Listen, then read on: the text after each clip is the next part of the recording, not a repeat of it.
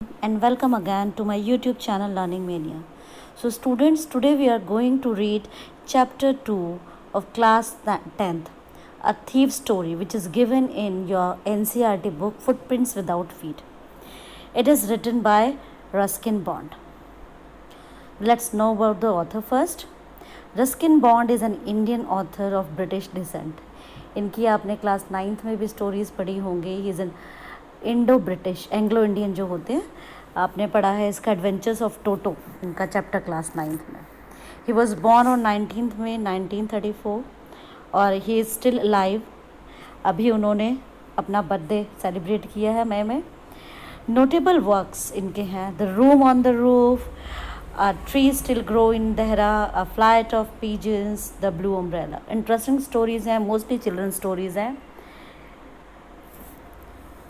Now, before reading the chapter, there are certain things which you keep in mind: setting, characters, mood, and conflicts.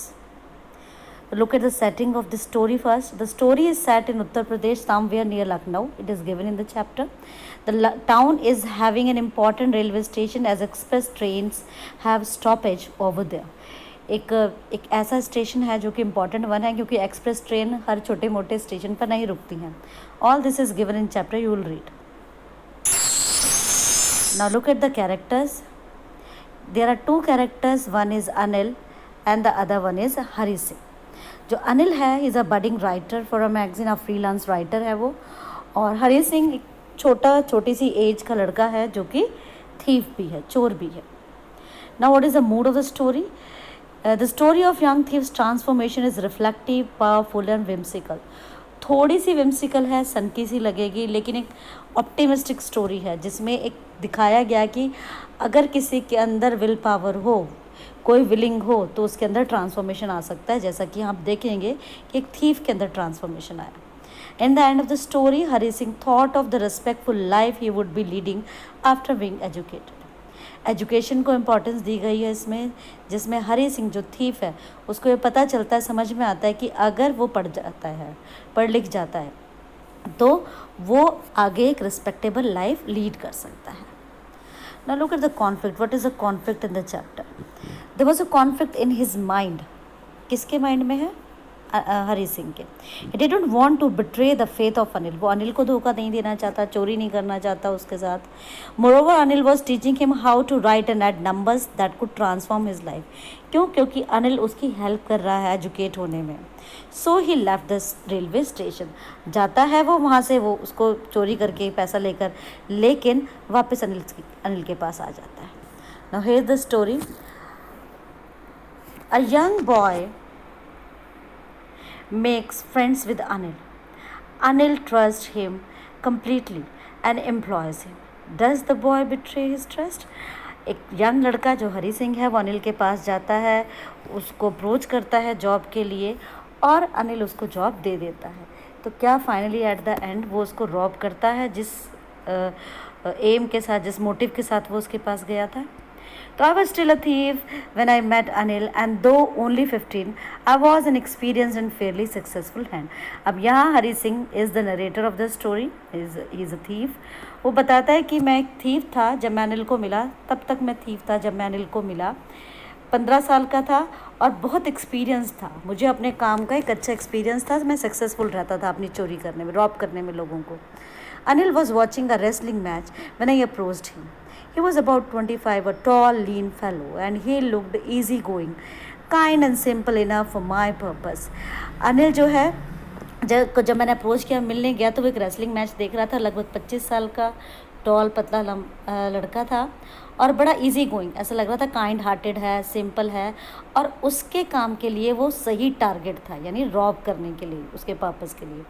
I hadn't had much luck of late and thought I might be able to get into the young man's confidence. तो मुझे लगा कि मुझे ज़्यादा इंतज़ार नहीं करना चाहिए और इसको कॉन्फिडेंस में लेना चाहिए. You look a bit of wrestler yourself, I said sad. A little flattery helps in making friends. अब जब हम किसी की तारीफ़ करते हैं, फ्लैटर करते हैं, बटरिंग करते हैं, तो उससे हम दोस्ती आसानी से कर लेते हैं। तो उसने भी यही करा, जाकर हरी सिंह ने भी अनिल को बोला कि तुम तो खुद एक रेसलर की तरह लगते हो। So do you, he replied, which put me of for a moment because at that time I was rather thin. और यही सेम बात अनिल ने मुझसे भी कही कि तुम भी ऐसे ही लगते हो। थोड़ा सा मुझे ऑकवर्ड सा लगा क्योंकि उस समय मैं बहुत पतला दुबला था। Well I said modestly, I do wrestle a bit. तो मैंने थोड़ा सा एरोगेंस के साथ कह दिया, हाँ मैं थोड़ा बहुत रेसल कर लेता हूँ। What's your name? Hari Singh. I lied. I took a new name every month that kept me ahead of police and my former employees. उसने मेरा नाम पूछा तो मैंने झूठ बोला कि मेरा नाम हरी सिंह है। मैं हर बार एक नया नाम लेता था क्योंकि इससे मैं अपने जो फॉर्मर एम्प्लॉयर्स थे उनसे भी बचा रहता था और पुलिस के हाथों से भी, क्योंकि सेम नाम से वो पकड़ा जा सकता था।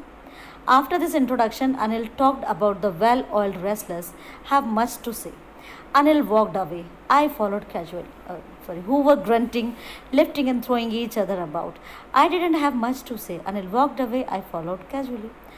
और फिर इस इंट्रोडक्शन के बाद अनिल ने मुझसे बातचीत की। वो जो रेसलर थे, लंबे तगड़े पहलवान थे, जो बहुत ज़ोर ज़ोर से गट्रल साउंड करके ग्रंट कर रहे, एक दूसरे को उठा पटक कर रहे थे, और मेरे पास कहने के लिए ज़्यादा नहीं था। और फिर अनिल वहाँ से चला गया, मैं उसके पीछे पीछे गया। Hello again, he said. I gave him my most appealing smile. I want to work for you, I said, but I can't pay you.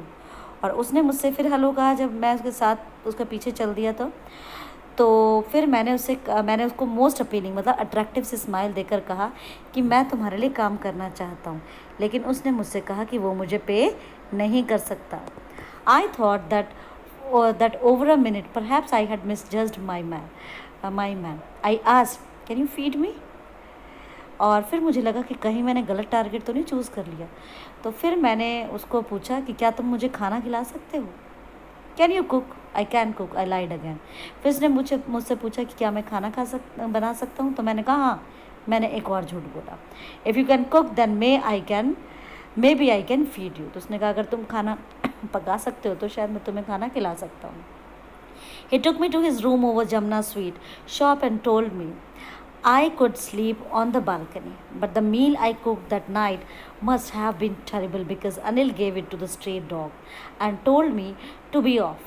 But I just hung around smiling in my most appealing way, and he couldn't help laughing.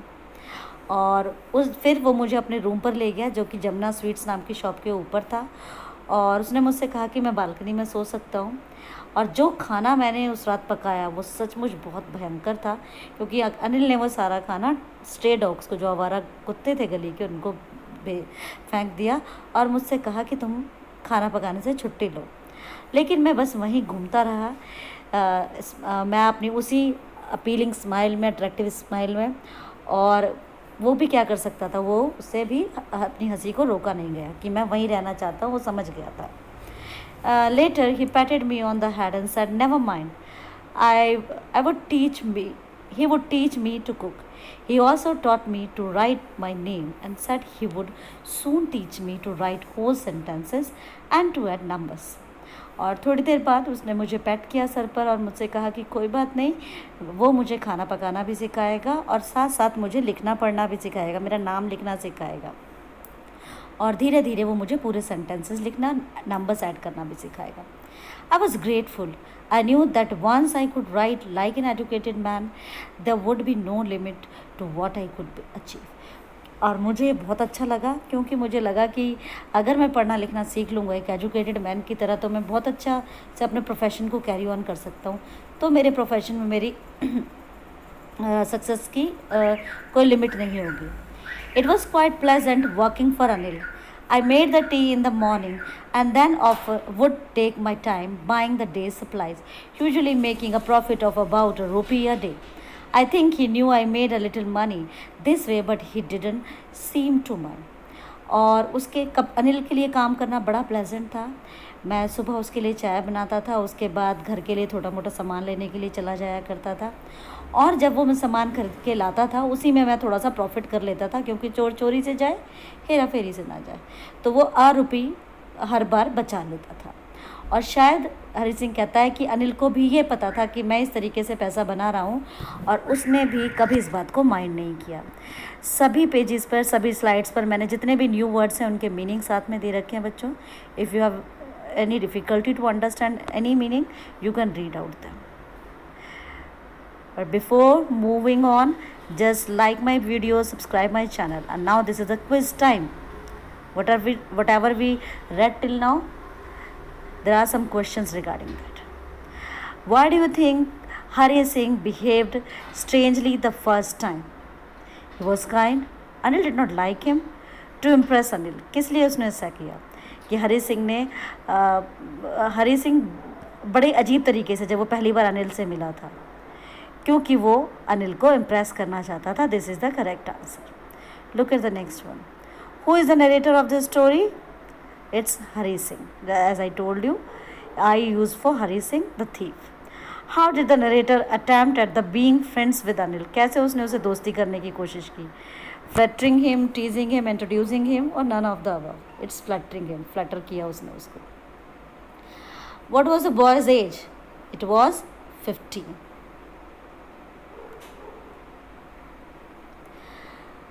Anil made money by fits and starts. He would borrow 1 week, lend the next. He kept worrying about his next check. But as soon as it arrived, he would go out and celebrate. It seemed he wrote for magazines, a queer way to make a living. Anil जो है fits and starts, ये it's a phrase, मतलब उसका एक permanent तरीका नहीं था पैसा बनाने का, और बड़ा अजीब से तरीके से, क्वेरी मीन्स अजीब से तरीके से वो अर्निंग करता था। कोई रेगुलर इनकम नहीं थी उसकी।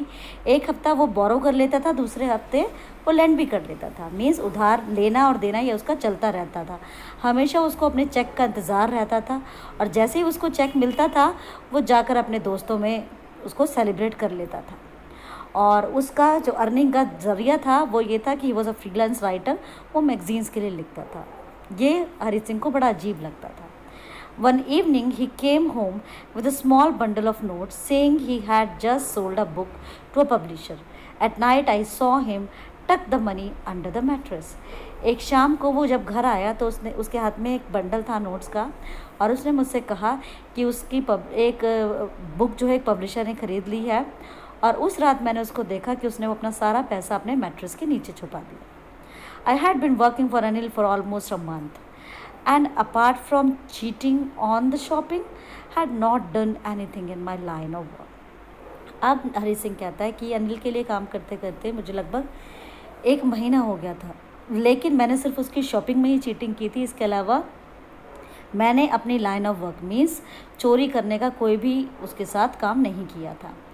आई have every opportunity for doing so, हालांकि मेरे पास मौका था ऐसा करने का बहुत बार।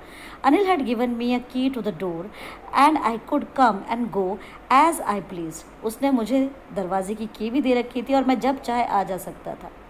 ही was the most trusting person I had ever met. उससे ज़्यादा ट्रस्टिंग फेथफुल व्यक्ति से मैं आज तक नहीं मिला। And that is why it was difficult to rob him, और यही कारण था कि उसको रॉब करना बहुत डिफ़िकल्ट था। इट्स एन इम्पॉर्टेंट पैराग्राफ, ध्यान से सुनिए। It's easy to rob a greedy man, एक लालची आदमी को रॉब करना आसान है, because he can afford to be rob, क्योंकि वो अफोर्ड कर सकता है कि उसे लूटा जाए।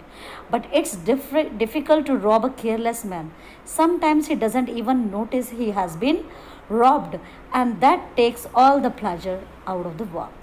और एक केयरलेस आदमी को, जैसे कि अनिल था, इनको रॉब करना बहुत मुश्किल लगता है, क्योंकि कई बार तो इन्हें ये नोटिस ही नहीं कर पाते कि इन्हें लूट लिया गया है, और इसी वजह से काम करने का सारा मज़ा चला जाता है। Well it's time I did some real work, और अब ये समय आ गया था कि अब मुझे कुछ असली काम करना था। I told myself I am out of practice, and if I don't take the money he will only waste it on his friends, after all he doesn't even pay me. और अब जब मेरा काम करने का time आया तो फिर मैंने अपने आप को समझाया कि हाँ, बहुत समय हो गया, मैं कहीं आउट ऑफ प्रैक्टिस ना हो जाऊँ, और अगर मैं इससे पैसा नहीं भी लेता हूँ तो ये क्या करेगा, अपने दोस्तों में जाके उड़ा देगा, वेस्ट कर देगा, और मोरओवर ये मुझे पे भी नहीं करता, तो मेरा हक भी बनता है। Anil was asleep. A beam of moonlight stepped over the balcony and fell on the bed. Anil सो गया था, हल्की हल्की रोशनी आ रही थी मूनलाइट की बालकनी में उसके बिस्तर के ऊपर। I set up on the floor considering the situation. If I took the money I could catch the 10:30 express to Lucknow.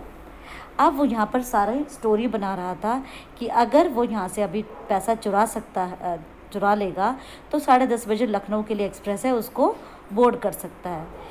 Slipping out of the blanket I crept up to the bed. मैं धीरे से bed में से निकला, blanket में से निकला अपने, और अपने बेड से रेंग कर चलने लगा। Anil was sleeping peacefully. मैंने देखा अनिल बड़ी शांति से सोया हुआ था। His face was clear and unlined. Even I had more marks on my face दो माइन वर मोस्टली स्कार्स। और मैंने देखा उसका चेहरा बिल्कुल क्लियर था, अनलाइन था, कोई स्कार नहीं था, कोई निशान नहीं था, बल्कि मेरे चेहरे पर उससे कहीं ज़्यादा स्कार्स थे। आज का वीडियो यहीं तक। अब नेक्स्ट वीडियो में देखेंगे whether he was able to rob Anil और not. Before that, just like my video, share my channel, subscribe it. Thank you. Bye bye.